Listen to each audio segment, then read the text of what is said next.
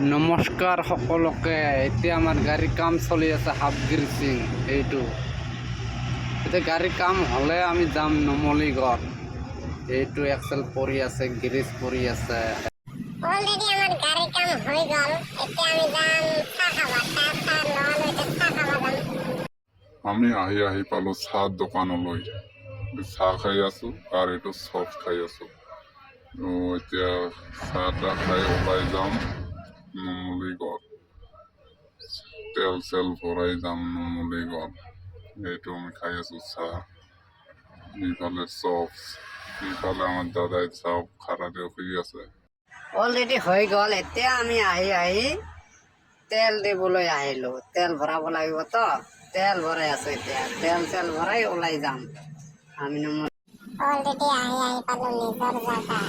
নিজৰ জাগা যেতিয়া পাৰ হওঁ কেনেকৈ লাগে আপোনালোকে কমেণ্টত জনাব। উপায় নাই আৰু যাবই লাগিব। ড্ৰাইভাৰ মানুহতো এইবিলাকে নিজৰ জাগাত চাই লাভ নাই।